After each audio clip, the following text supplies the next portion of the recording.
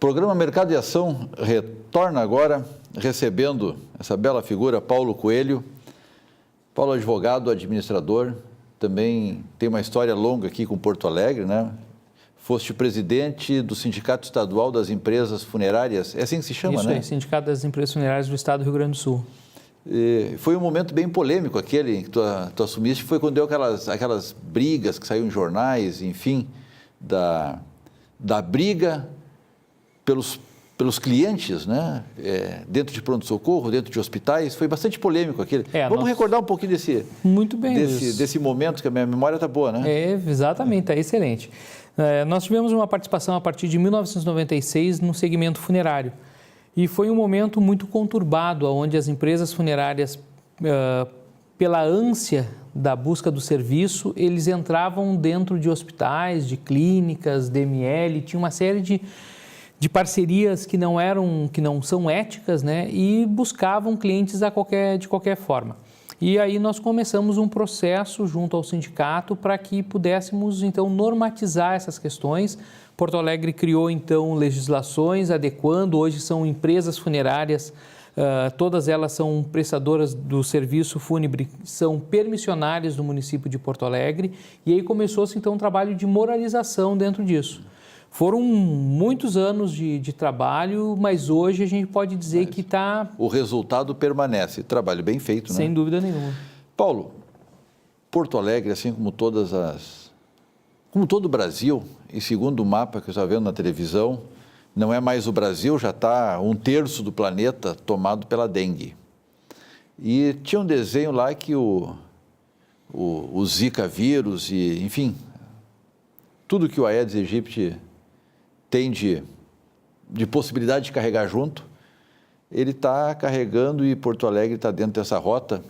Inclusive foi apresentado, acho que foi um programa de um concorrente nosso, Fantástico, pretensão boa, né? Onde estava sendo discutido que a quantidade de sangue no estômago desse mosquito, comparado com alguns anos atrás, é mais do que o dobro. Antes era 40% sangue, 60% seiva. Hoje está em 80%, né? Hoje está em 80%. E o cidadão, nós, passivos, acomodados, parece que feliz com a dengue. Eu não digo que é passivo. Se fosse passivo, ainda estaríamos bem. Nós somos, na verdade, os multiplicadores dos mosquitos. Nós temos esse poder de criar o ambiente propício para eles. E isso é o que mais preocupa.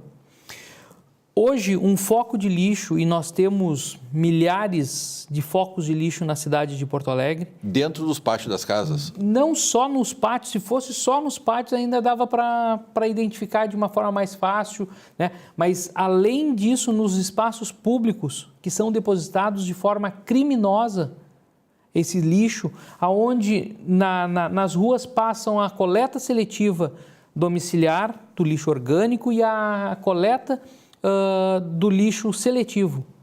Passa na porta das casas das pessoas, mas ainda assim elas preferem tirar o lixo em horário indevido, largar na rua para que animais venham e rasguem sacolas e tudo mais, e aquele lixo começa a se amontoar, e daqui a pouco eles compram uma nova cama e aquela cama já vai para a esquina, compram um fogão novo e aquele fogão é depositado no arroio e vai sendo depositado e bocas de lobo vão sendo entupidas. E isso é o melhor criadouro para esses mosquitos. Então, nós não somos apenas passivos com isso. E isso é o que falta para que a comunidade se conscientize que, ao permitir que o vizinho faça isso, ele vai estar provocando não só para si, como também para a vizinhança, porque esse mosquito vai longe, né? Ele voa bastante. Isso é falta de educação ou é falta de comprometimento? Ou é falta de cidadania ainda? Eu acho que o início é cidadania. Nós tínhamos antigamente, no teu tempo e no meu tempo de escola, nós tínhamos Educação Moral e Cívica e OSPB. OSPB. Aquilo... Tu é velho, hein? Um pouco, experiente. Mas eu digo que aquelas eram formas de mostrar que existia algo mais do que o nosso umbigo. Ali era um momento, sabe, de estudar o porquê que tem que se cultuar símbolos nacionais, Por que a bandeira tem que ser valorizada? Por que um policial deve ser respeitado? Por que todas essas questões que envolvem o Estado têm que ser respeitadas? Até para que nós possamos cobrar do Estado de forma adequada. Isso tudo foi retirado das nossas escolas e criou-se uma geração aí que não se importa com nada. Por isso que nós temos no Arroio Dilúvio toneladas e toneladas de dejetos que jamais deveriam estar próximos. E essa falta de comprometimento do cidadão, do morador, do ser humano, tu diria que ela está mais associada a uma questão cultural ou a falta do exercício do poder de polícia do Estado? O poder de polícia do Estado está falhando. Está falhando. A partir de 1988, com a Constituição Cidadã, deu-se muitos direitos. Esqueceu-se, então, de fazer a contrapartida, né, que seria o freio de dizer que tu tem todos esses direitos, que é legítimo, que é bom, mas tu também tem obrigações. E essas obrigações, então, vêm falhando ano após ano, e a gente não consegue mais mostrar para o cidadão que ele faz, no momento que ele bota um lixo na rua, e ele diz que o poder público tem a obrigação de juntar esse lixo, ele não está conseguindo compreender que o momento que se utiliza uma rubrica, um dinheiro, para buscar aquele lixo ali, está se deixando de investir em outras coisas. Eu escutei um debate alguns dias atrás e queria saber a tua opinião a respeito disto. Dizia no debate que como o Estado faliu financeiramente, ele se sente constrangido em cobrar tudo que deve cobrar do cidadão no sentido de comportamento, no sentido comportamental, no sentido das obrigações do cidadão perante o Estado. Tu concorda com essa linha? Não pode ser feita essa analogia. O Estado foi criado por um motivo. Foi criado inicialmente para que garantisse segurança, certo? E depois ele começou a agregar outras situações, né? Daí passou para a educação, passou para a saúde, passou para uma série de outras coisas. É verdade que o Estado não faz nada bem. Isso é certo. Da forma com que nós estamos, o Estado não consegue fazer nada bem, porque ele abre de tal forma o leque de serviços que ele não consegue prestar nada com qualidade. E não se trata de discutir a competência das pessoas que estão lá. Não. Não se confunde. Não, de forma alguma. O que eu estou dizendo é que o Estado não consegue cumprir como instituição, porque ele tenta abraçar tudo que não é dele. Então, nós temos uma situação que se a iniciativa privada cuidasse mais do que é seu e o Estado mais do que ele deveria, nós começaríamos a andar de forma diferente. Menos do que ele deveria. Hoje a gente vive num estado, quase que um estado máximo, né? O Estado tem que cuidar das funções básicas de Estado. O restante, delega a iniciativa privada e cobra da iniciativa privada para que ela cumpra como ele quer. Isso ele pode fazer.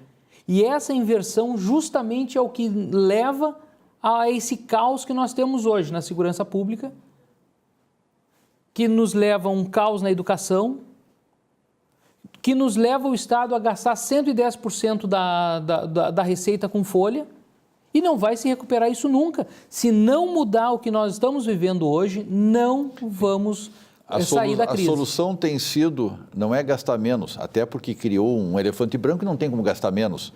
Então arrecada mais, toca imposto, e toca imposto de novo, e aumenta imposto de novo, e aumenta de novo.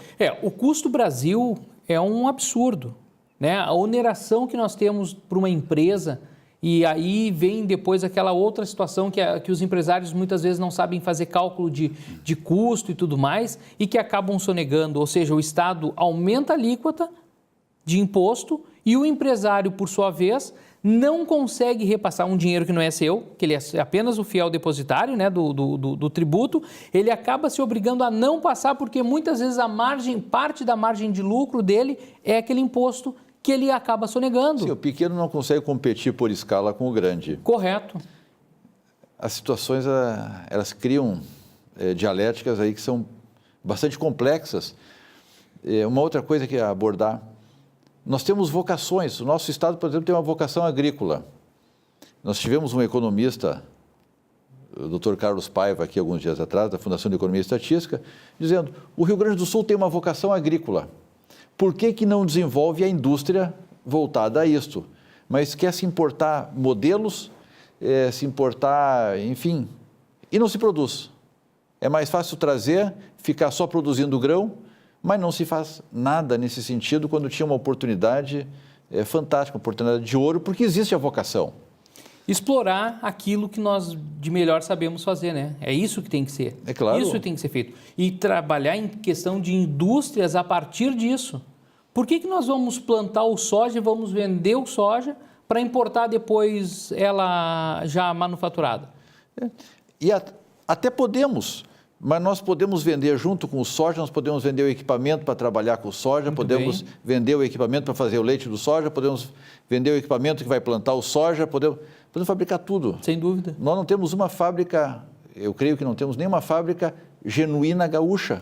Isso tudo acontece porque o governo federal, da forma com que trata todas essas questões, não propicia, porque o custo do Brasil é muito alto e aí muitas vezes vale muito mais a pena realmente plantar o soja, mandar para fora e trazer ele beneficiado, né? Por exemplo, o soja, pode-se usar qualquer outro grão, do que trabalhar aqui.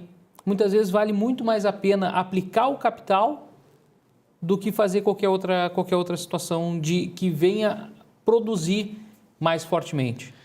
Qual é a vocação de Porto Alegre na tua visão?